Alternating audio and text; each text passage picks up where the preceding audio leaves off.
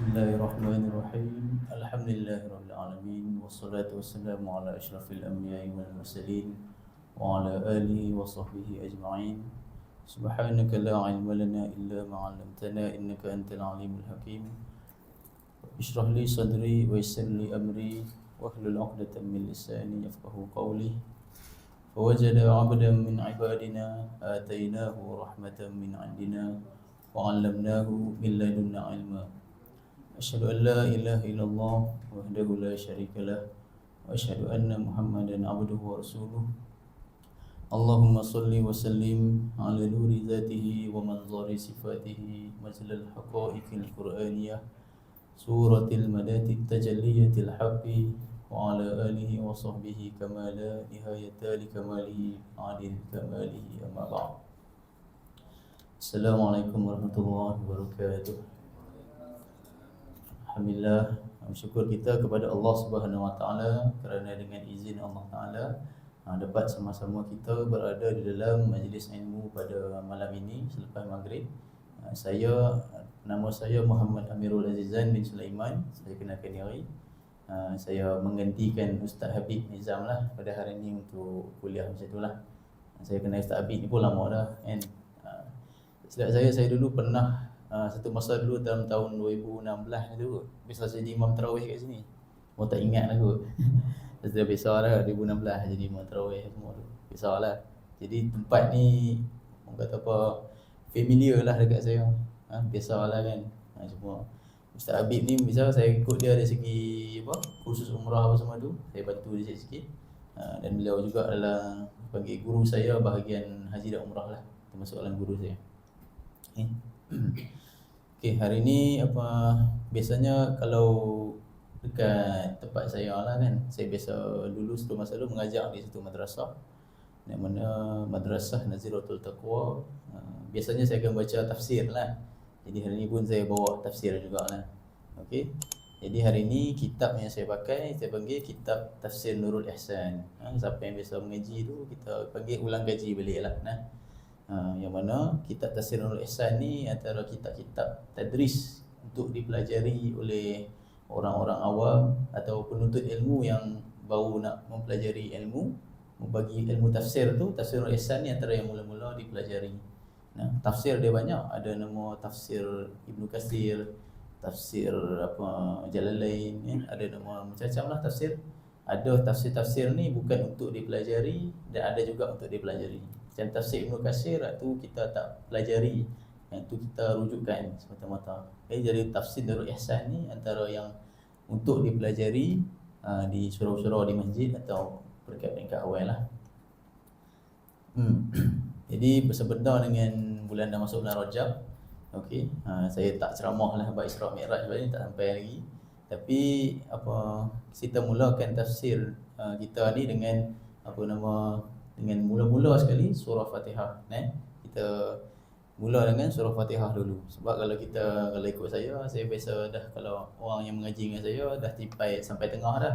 Jadi tak elok lah kita langkau tebuk-tebuk tu, tak best. Jadi kita mula balik daripada awal. Di tempat yang lain kita mula awal balik macam tu. Boleh tak? Okey, baik, insya-Allah. Bismillahirrahmanirrahim. Suratul Fatihah. Itu tafsir mula sekali ialah Suratul Fatihah.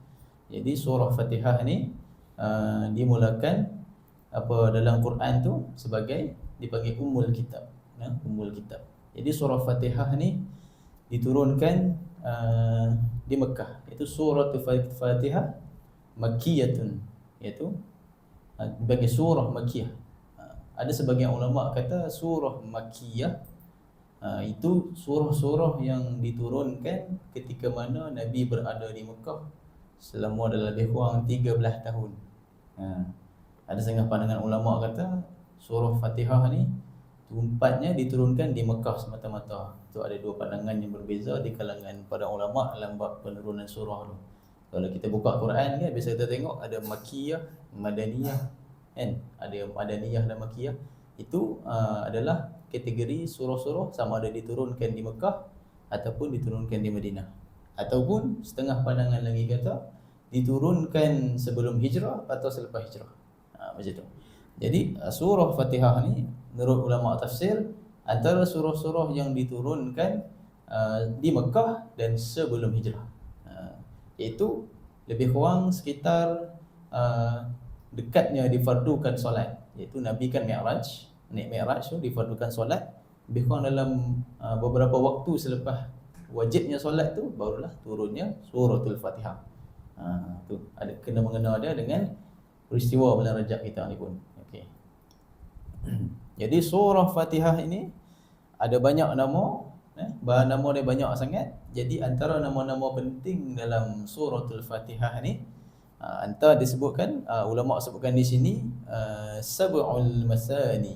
Nama-nama penting dalam surah Fatihah tu sab'ul masani, iaitu 7 ayat yang berulang-ulang. Betul tak? Kita baca Fatihah ada berapa ayat? Ada 7 ayat. 7 ayat. Dimulakan dengan Bismillahirrahmanirrahim. Alhamdulillahirabbil alamin, arrahmanirrahim, maliki yaumiddin, iyyaka na'budu wa iyyaka nasta'in, ihdinas siratal mustaqim, siratal ladzina an'amta 'alaihim ghairil maghdubi 'alaihim waladdallin. 7 ayat. 7 ayat yang berulang-ulang itu sebab tu dinamakan sab'ul masani. Al-Quran sebut walaqad ataina kasab'an minal masani wal Qur'anal azim. Itu dalil penurunan surah Al-Fatihah dalam surah Al-Hijr. Walaqad atainaka sab'an minal masani. Sesungguhnya laqad atainaka, aku telah turunkan pada engkau wahai Muhammad sab'an minal masani, 7 ayat yang berulang-ulang, wal Qur'anal azim, dan Al-Quran. Jadi disebutkan dua benda yang besar di sini. Sab'an minal masani, iaitu surah Fatihah, dan juga Al-Quranal azim, Al-Quran yang mulia. Kenapa ulama bezakan kenapa Al-Quran diturunkan, ayat tersebut diturunkan dengan dipisahkan? Adakah Fatihah tersebut bukan Al-Quran? Tidak. Kata ulama tafsir, bila dipisahkan satu perkara tu, maknanya nak menunjukkan kemuliaan. Yang disebutkan Al-Fatihah dulu. Walaqad atainaka, aku telah turunkan, sungguhnya aku telah turunkan kepada engkau wahai Muhammad sab'an minal masani, diasingkan Quran dulu, Fatihah dulu, wal Qur'anal azim. Maknanya dua perkara yang dipisahkan tu. Banyak lagi lah ayat-ayat Quran yang banyak lagi mengisahkan tentang bila disebutkan banyak perkara yang berpisah tu, menunjukkan kemuliaan satu perkara tu. Jadi Al-Fatihah ni antara perkara yang surah yang antara yang dimulakan oleh Allah Taala dan banyak khasiatnya. Sebab tu diturunkan dengan disebutkan Fatihah dulu, kemudian baru disebut Quran. Macam tu. Okey. Jadi itu adalah salah satu daripada nama-nama suratul Fatihah. Ni kita ambil pengenalan dulu, no? Kalau dah biasa dengar, kita panggil ulang kaji. Kalau tak biasa dengar, kita panggil ilmu baru. Dan dinamakan juga sebagai Ummul Kitab. Ummul Kitab, iaitu ibu segala kitab. Kerana di dalam suratul Fatihah ni tergantung makna-makni sekalian kitab daripada nabi-nabi dan rasul-rasul terdahulu, sehinggalah Al-Quran itu sendiri dihimpunkan makna-makninya di dalam Al-Fatihah. Sebab di dalam Al-Fatihah ni tergantungnya dalamnya tauhid, gantungnya dalam tu juga hukum hakam, adab, dan juga golongan-golongan yang berjaya dan golongan-golongan yang dimurkai oleh Allah SWT. Sebab keseluruhan Al-Quran ni dipanggil sinopsis. Sinopsis dia tu nak menceritakan tentang orang-orang yang berjaya, yang mendapat syurga, dan orang-orang yang dimurkai oleh Allah Ta'ala yang mendapat neraka. Disimpulkan dalam tu. Okey. Itu dipanggil Ummul Kitab. Maknanya ibu segala kitab. Hadis ada juga Ummul Hadis, iaitu hadis hadis yang berkaitan tentang hadis Jibril.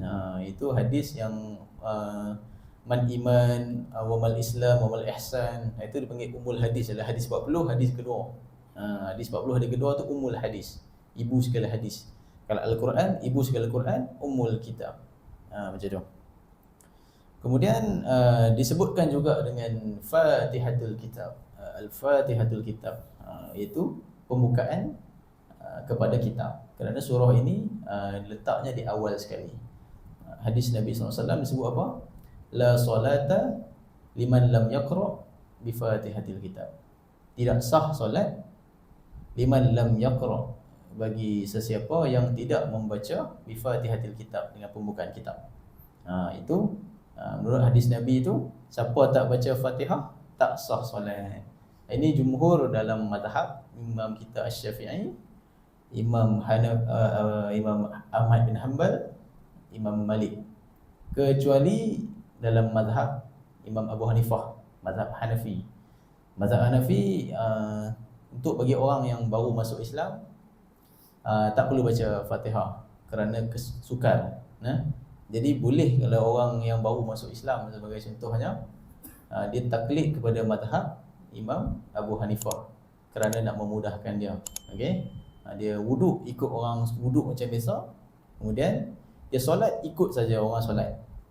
Taklid mazhab Hanafi bagi orang yang baru masuk Islam. Tapi kena mengajilah lepas tu baca Fatihah. Tapi kalau mazhab kita kena baca Fatihah macam tu.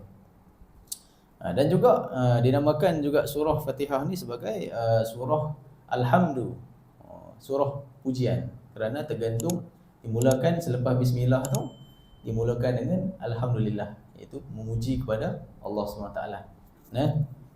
Dan juga dinamakan surah Al-Fatihah ni juga dinamakan surah Ad-Du'a. Ad-Du'a dengan makna kata doa, iaitu di dalam Al-Fatihah tu terkandung doa. Di mana doa dia? Pada perkataan ihdinas siratal mustaqim.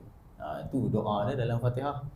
Apa dia makna? Ihdina, tunjukkanlah kepada kami, hidayahkanlah kepada kami jalan yang lurus. Itu doa. Di dalam solat kita tu ada doa minta tunjukkan jalan yang lurus, itu jalan-jalan para nabi dan rasul. Tu ada kita 17 kali kita baca dalam solat. Tu kalau kita solat cukup lah. Kalau kita tak cukup tak sampai lah 17 kali, tak sampai. Kalau cukup solat 17 kali lah. Contoh kalau dia tinggal subuh, tinggal berapa? 2 rakaat, cukup tak 17? Tinggal berapa? 15 saja. 15 kali lah baca. Kurang lawak Itu maknanya tergantung doa. Dan juga dinamakan, kita pengenalan kepada surah dulu, baru kita hurai. Namakan juga sebagai Al-Kanzun, iaitu perbendaharaan. Kerana apa? Dalam surah Fatihah ni kita boleh baca dia kalau contoh kita nak ada hajat dan sebagainya. Contohnya kita baru masuk rumah baru, buka kedai baru, buka ofis baru, apa-apa sajalah yang baru, maka disunatkan kita baca surah Fatihah. Bisiril asraril Fatihah.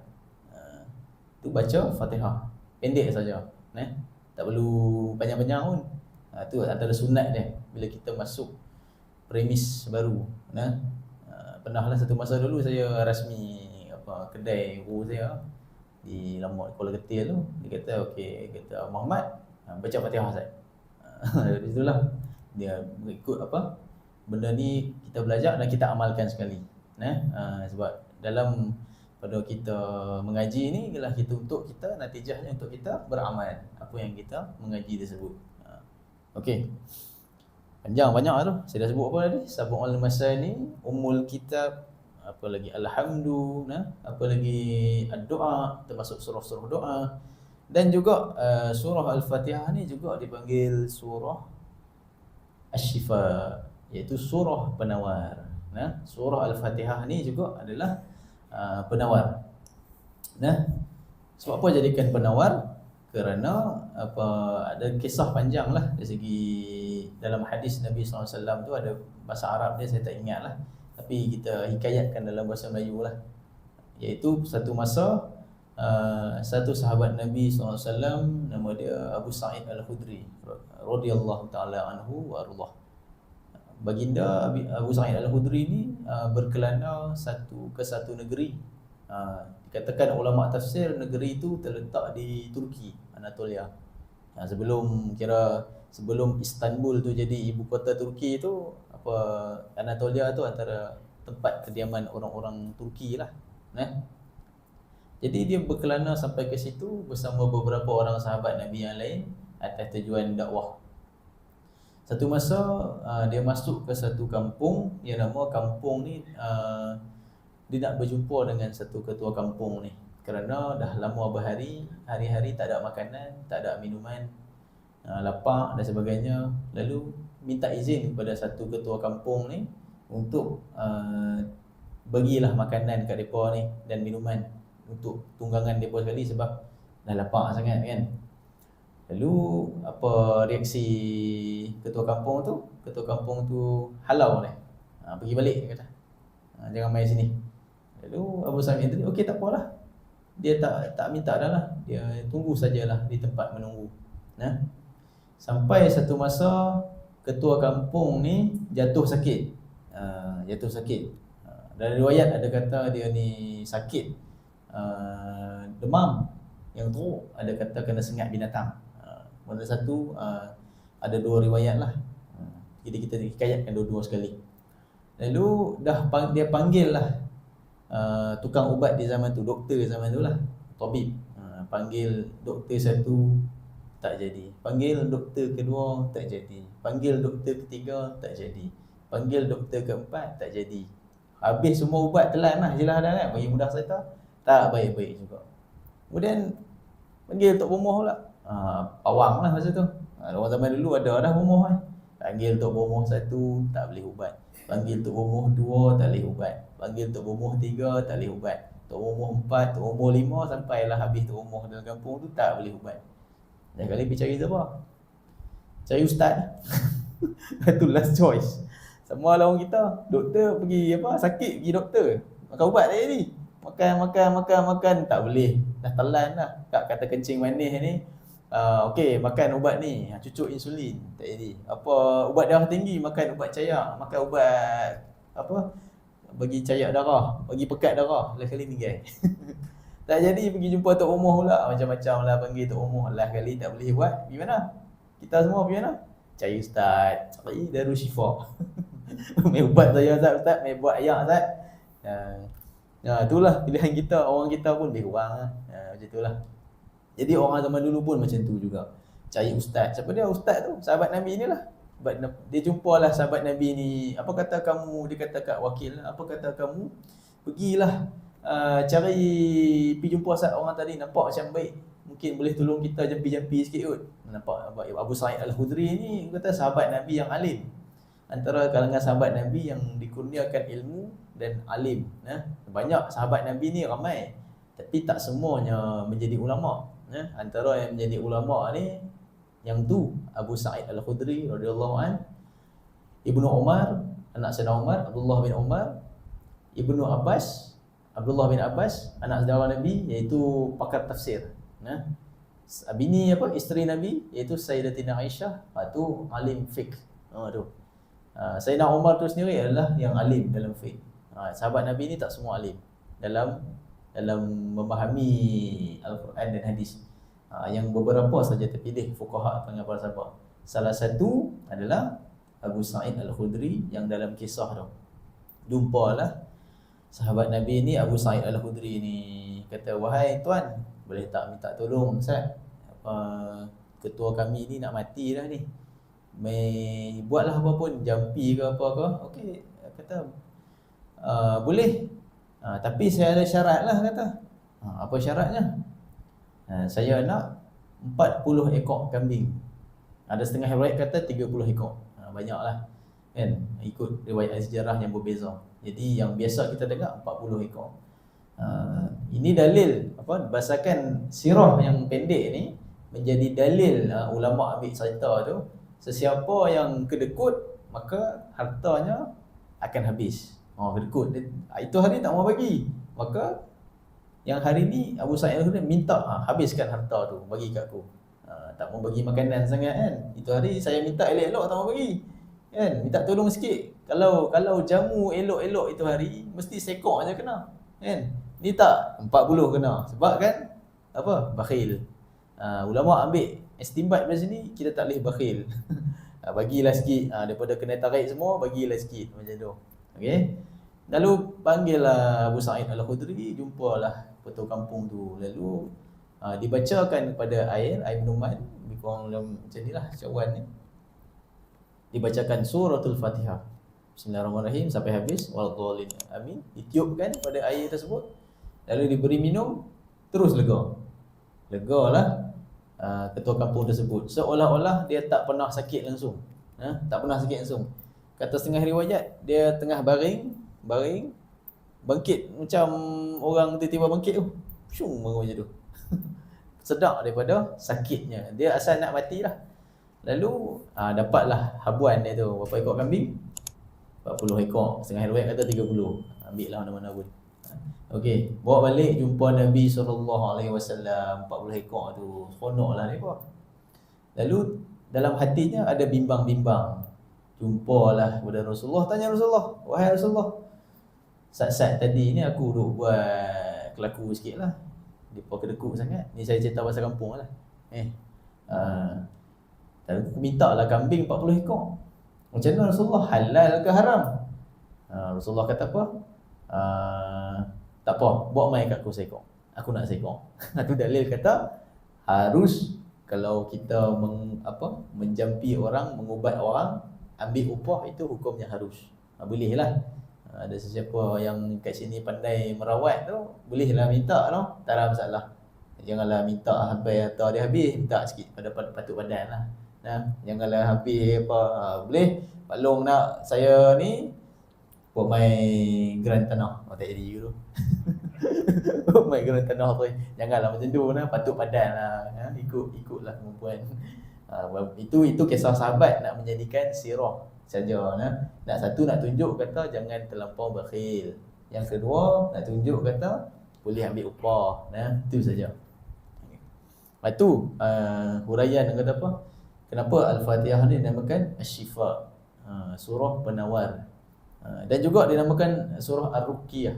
Ruqyah boleh dibacakan pada air. Jadi kalau kata ada anak yang nak pandai sikit kan, nak ada hajat kata nak bagi anak tu boleh cepat mengaji ke apa ke, yang sunat buat tu mak ayah dia lah. Jangan cari ustaz tu nombor doa lah. yang makbul doa tu mak ayah dia sendiri. Baca kat anak tu bismillah dengan niat tu, bagi minum. Kalau tak lot juga, beli air Zam-Zam. Cari Ustaz Habib lah air Zam-Zam. Banyak dia jual kan. Sebab air Zam-Zam ni kata apa, Ma'u Zam-Zam lima syuriba lahu. Air Zam-Zam dengan apa yang kita niatkan, hadis Nabi. Niat nak sekian-sekian yang baik dapatlah. Kadang-kadang kita niat nak tambah ilmu, insya-Allah dapat ilmu. Kalau kita niat nak murah rezeki, insya-Allah murah rezeki. Itu hari jemaah-jemaah umrah yang saya bawa dekat bulan puasa tahun lepas lah, 2023 kan. Ustaz Habib dia pergi dalam baru-baru ni, tapi dah lama dah, 2023. Hebat jemaah tu. Ada satu jemaah ni kata anak dia ni degil, dia kata maklum macam ni. Maklum balik nanti ambil air Zam-Zam tu, baca doa kat dia, baca Fatihah dan niatkan nak anak tu jadi macam mana, jadi baik. Buat. Senang. Baru ni telefon kata, alhamdulillah Ustaz, anak saya rajin mengaji dah lah ni. Mudah dah mengaji Quran. Dulu suruh mengaji tak mau. Lari. Kan budak-budak biasa kalau kita hantar mengaji Quran kan, lari, bukan mengaji pun. Dia kata pergi jumpa ustaz, tapi dia tak pergi pun, dia pusing. Dia lain. Tapi kalau zaman-zaman saya dulu, saya pergi kafe. Tak pergi pun tempat ustaz, saya pergi kafe. Main dulu mana ada teknologi macam lah pergi tempat macam tu lah, nak ada komputer. Lari. Tu budak-budak dulu, dah lah tahu kan. Saya pun lama tak ni lah.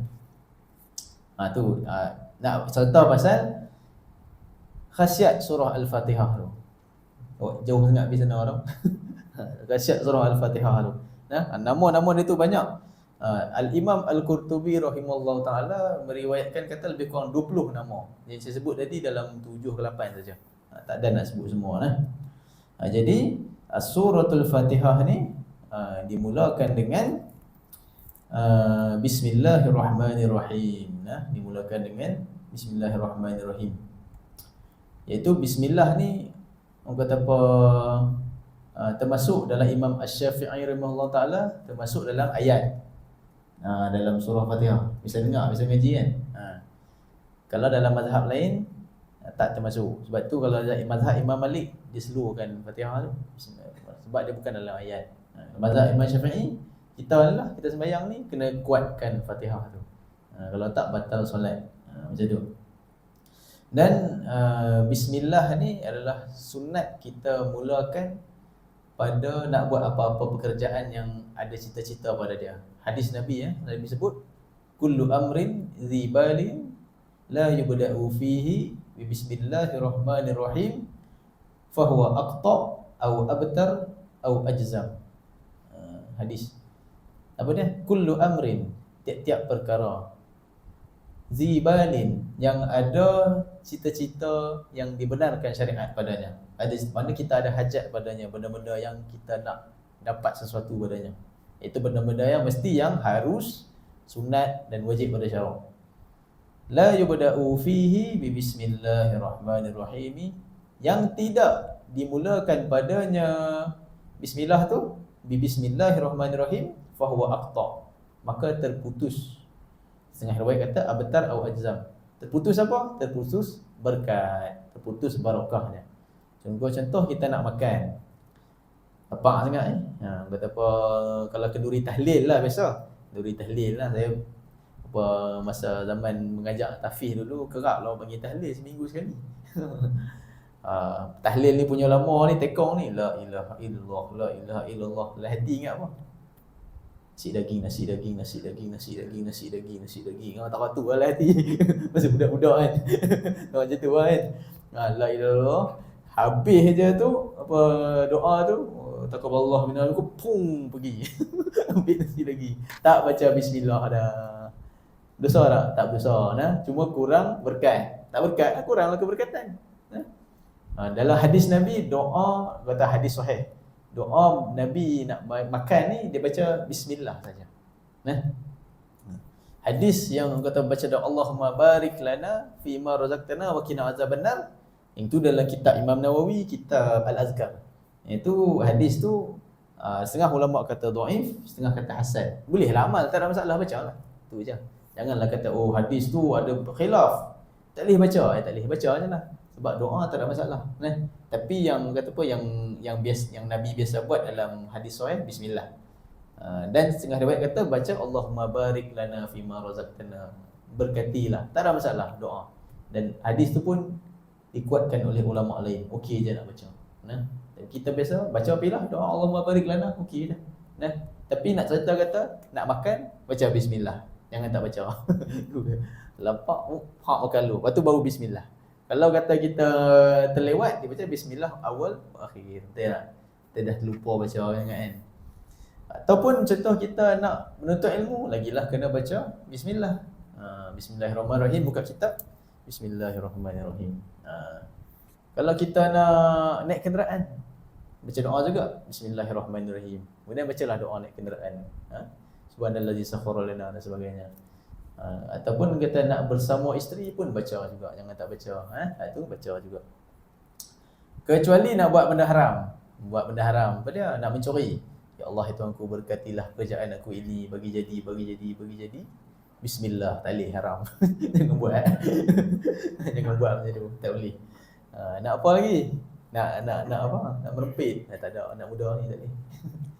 Nak baca bismillah, tak boleh. Apa lagi? Jual ketum, bismillah. Kalau pergi kat Mekah, Arab, semua bismillah. Bismillah. Bohong orang pun bismillah. Saya kena itu SIM card kata, ya Syekh, SIM card saya tak boleh pakai lah. Cakap Arab lain kan, dia cerita Melayu boleh. Tak boleh pakai SIM card saya ni, 60 rial dah habis ni. Ya Allah, tutup kedai, bismillah nak solat. Lepas tu tak ada dah muka dia. Bohong buat depan Masjid Nabawi. Kena tipu. Jangan. Arab budaya dia semua bismillah. Kerja makruh bismillah, kerja haram menipu bismillah. Itu Arab.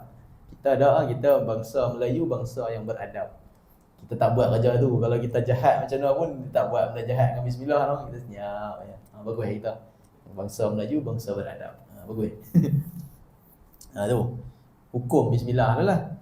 Jadi surah Fatihah ni dimulakan dengan bismillah. Jadi yang kata apa, bismillah ni tak perlu kita syarah panjang, makruf, semua tahu dah.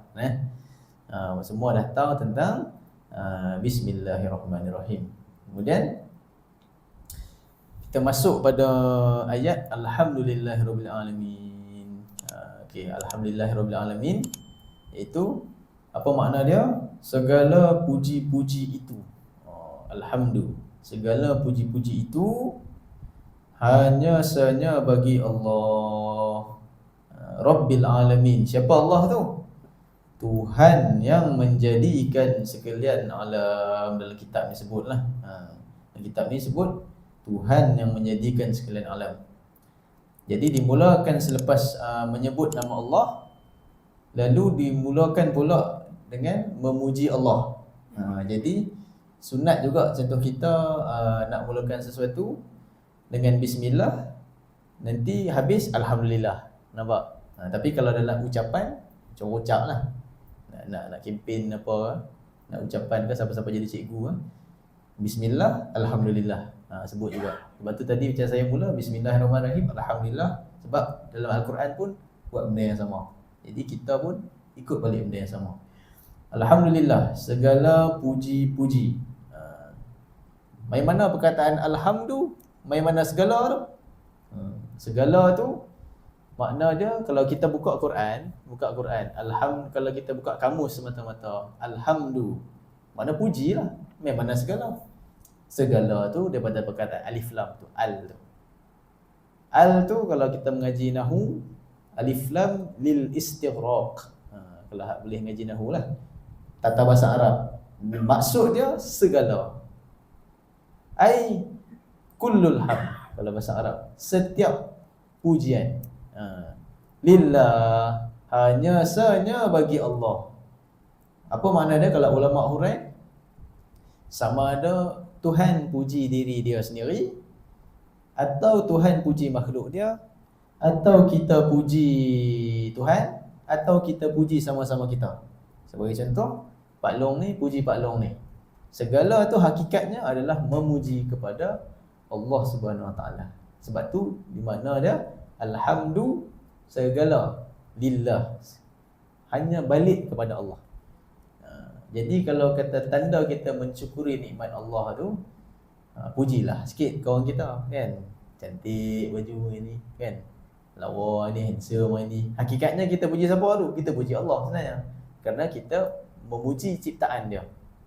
Muji ciptaan itu bukan susah pun. Tanda bersyukur tu antaranya paling mudah memuji ciptaan Allah.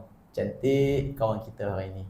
Cantik apa, contoh kata apa, kereta baru. Cantik kereta hari ni, baru keluar kedai kan. Pujilah. Dapat pahala. Puji macam tu. Hakikatnya kita sedang memuji Allah atas nikmat yang diberikan. Atas nikmat, dalam kitab disebut apa? Wassana'u 'alal jamilil ikhtiyari min ni'matin aw ghairiha. Sana' artinya pujian 'alal jamilil ikhtiyar, atas sekalian perkara min ni'matin, daripada sekalian nikmat-nikmat aw ghairiha atau yang lainnya. Itu maknanya alhamdu. Kalau beza dengan al-madhu puji wassana'u 'alal jamili mutlaqan, iaitu muji kecantikan semata-mata. Handsome hari ini, itu al-madah, madah. Kalau kata alhamdu, puji lebih pada tu, nikmat dia. Alhamdulillah hari ni dapat duit banyak macam tu. Alhamdulillah hari ni saya berniaga untung juta. Alhamdulillah. Puji balik. Alhamdulillah hari ni niaga dapat 100,000. Kalau dapat kurang, astagfirullah. Betul lah. Buang, astagfirullahaladzim, awaklah jadi macam ni. Apalah bala aku hari ni. Dah alamak dah. Jangan macam tu. Kita dapat sikit ke, dapat banyak ke, tetap kita kata alhamdulillah. Tak dapat pun alhamdulillah. Macam tu. Itu ulama ajak lah. Susah nak buat tapi kena latih. Memang payah lah. Ni sembang kari boleh lah. Try buat tengok. Tak ada. Okey. Alhamdulillahi Rabbil Alamin. Segala puji-puji itu tertentu bagi Allah, Tuhan yang menjadikan sekalian alam, daripada manusia dan jin. Alam-alam tu daripada manusia dan jin. dan malaikat dan segala binatang darat dan laut dan langit bumi dan lainnya yang alam.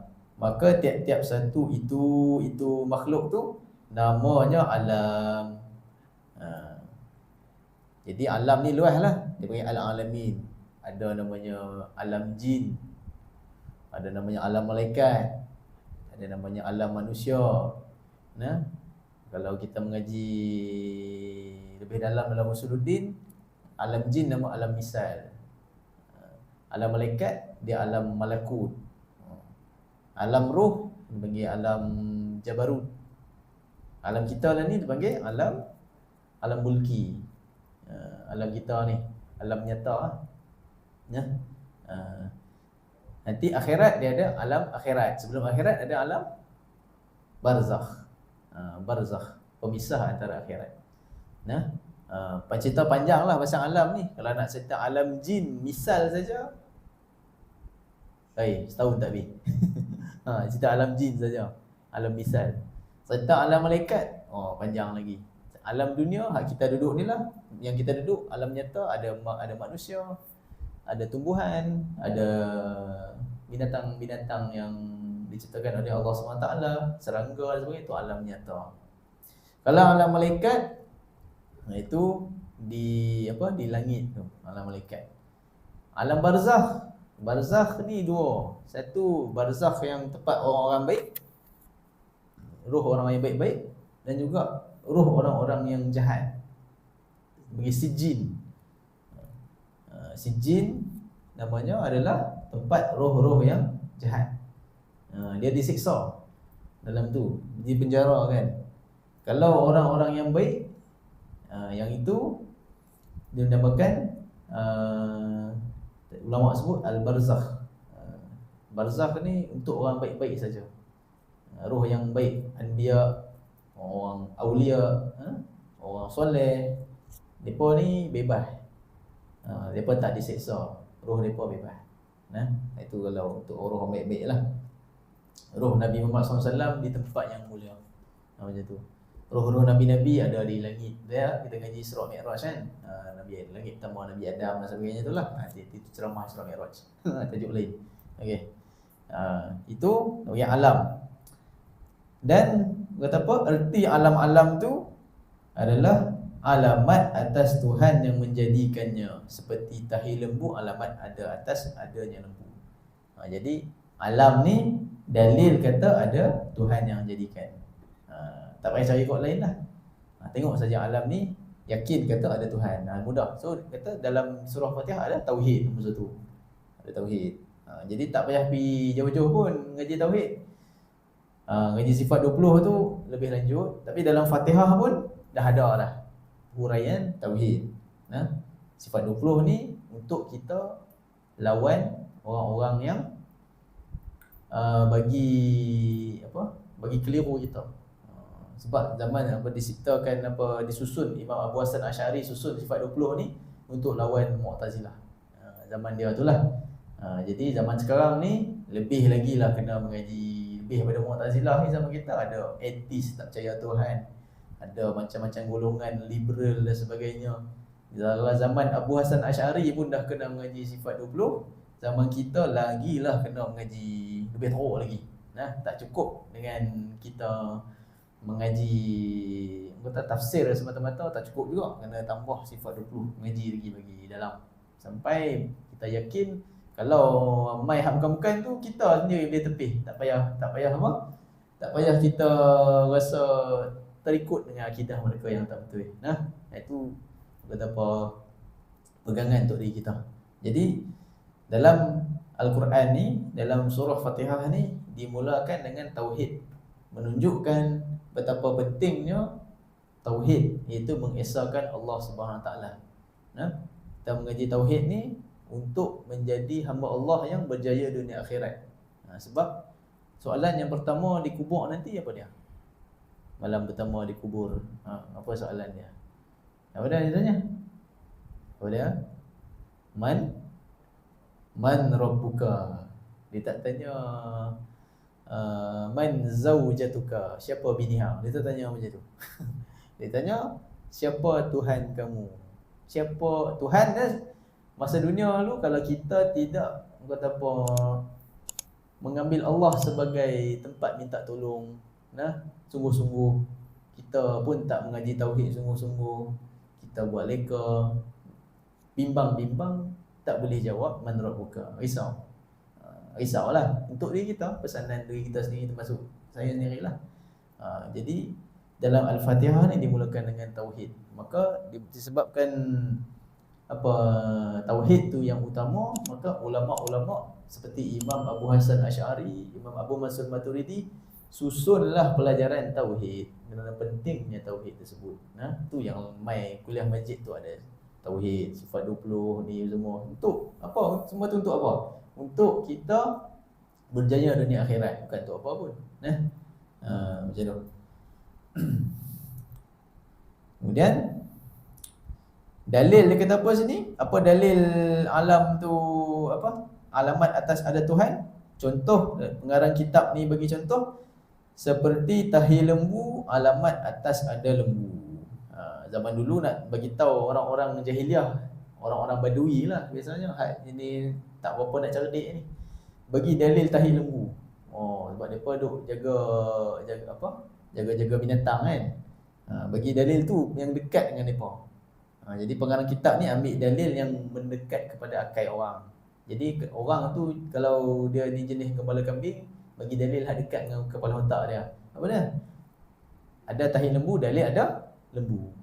Kalau kita orang masjid, apa dalil dekat kita? Hilang kasut masjid, dalil ada orang curi kasut masjid. Mudah tu.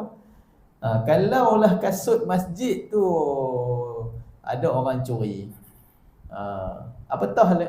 kasut tu bolehkah dia jalan sendiri? Tak boleh kan, mesti ada orang pakai. Kalau tak ada orang pakai, mustahil sebab dia tak ada. Samalah alam ni ada, mana boleh tak ada bagi jadi, pasti kena ada bagi jadi. Maka adanya alam ini menjadi dalil Tuhan itu ada. Macam tu. Sama kalau cikgu kena bagi dalil tulisan. Ada satu cikgu ni, kisah lah, ini kisah daripada guru saya lah, semasa saya mengaji dulu lama sangat. Ada satu etis ni, orang putih, dia tak percaya Tuhan, tapi anak murid dia ni Muslim lah, orang Islam, UK.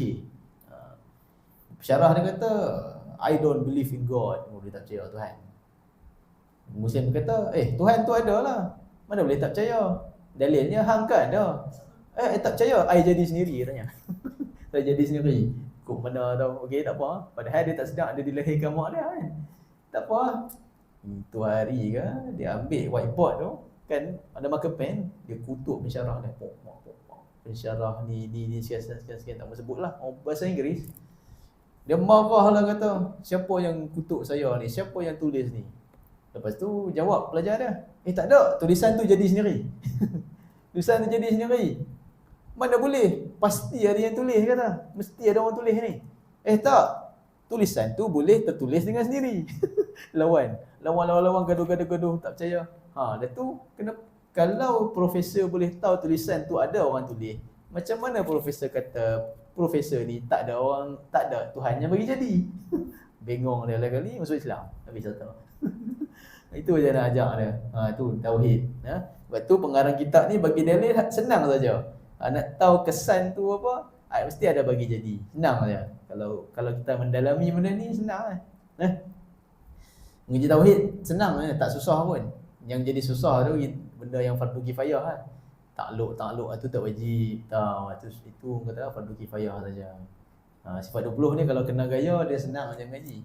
Yang jadi pening tu kadang-kadang bahasa lama satu. Kitab lama dan bermula, kita pun mula-mula tak mula lagi.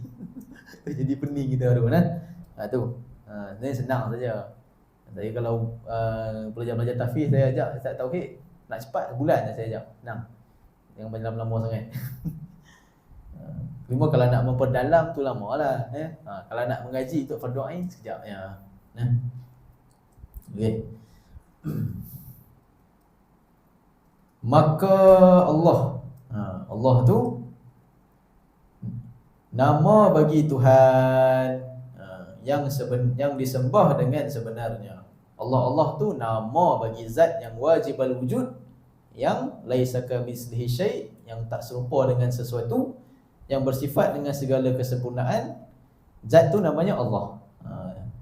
Tuhan, apa makna Tuhan? Ni takrif Tuhan. Tuhan itu zat yang wajib al-wujud, zat yang wajib ada, tak boleh tak ada, yang laisa kamitslihi syai', tak serupa dengan sesuatu. Mana segala yang ada di alam ni tak serupa dengan dia. Jadi kalau ada puak-puak kata Tuhan duduk di langit, Tuhan turun naik tu, itu panggil gila panggil. Jangan percayalah. Baru-baru ni ada lah dekat YouTube heboh berdebat, Tuhan turun naik, Tuhan duduk di langit. Nah, ayat Quran jelas, laisa kamitslihi syai', tak serupa dengan segala sesuatu. Bahas apa lagi? Dia bahas panjang sangat.